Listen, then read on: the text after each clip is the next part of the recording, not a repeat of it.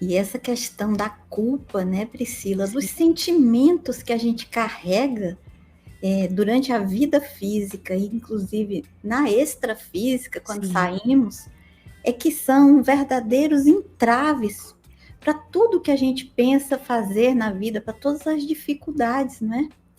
Lá isso. no astral, você tem alguma experiência de como que é tratado essas questões que estão incrustadas dentro do DNA astral das pessoas? Olha, tem várias experiências, mas eu vou comentar de uma que foi a primeira que eu gravei no canal, sobre um jovem que desencarnou e foi até o umbral, foi parar no umbral.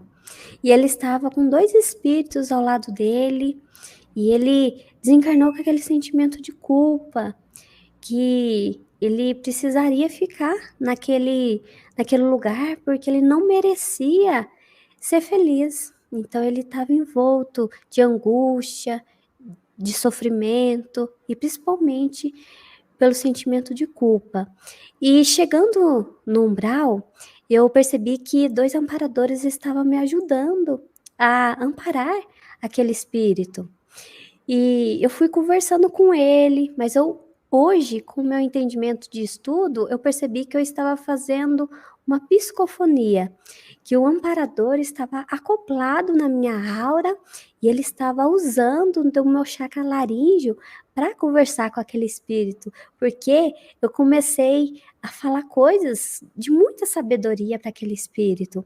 E olhando nos olhos dele, tinha uma tatuagem no rosto, um rapaz jovem de uns 14 anos, chamado Renan, cabelo preto, um rapaz com um sorriso lindo, lindo, lindo.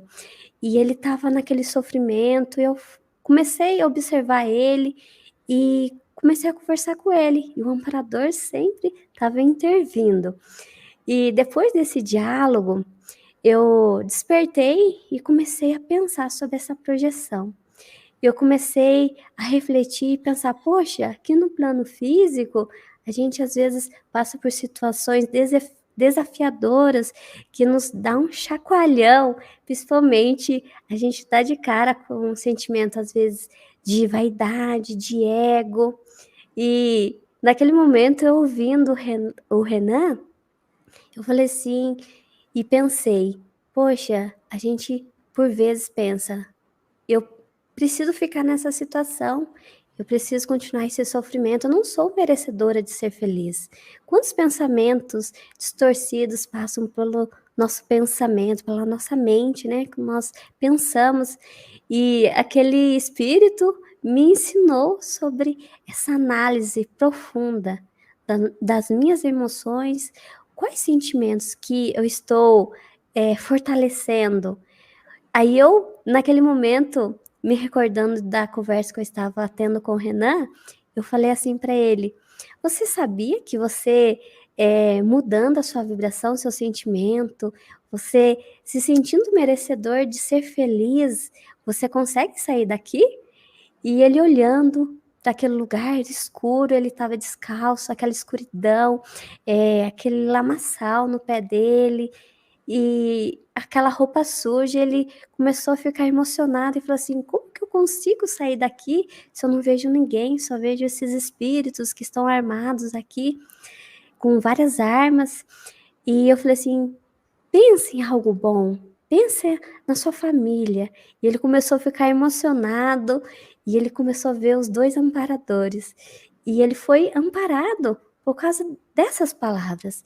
E aqui na nossa vida física, uma palavra amiga, um acolhimento, faz essa mudança. E como que esses espíritos, quando chegam nas colônias, são ajudados? Através da terapia, através dos psicólogos, através da cromoterapia, do estudo das cores, das energias. E é interessante que lá no astral sempre tem reuniões e o pessoal coloca o papo em dia, desabafa. Então, tudo que é feito aqui no plano físico existe lá no astral, mas com a tecnologia muito avançada. Então, esse trabalho, esse cuidado do seu campo energético, do seu campo mental, emocional. Então é dessa forma que eles são ajudados.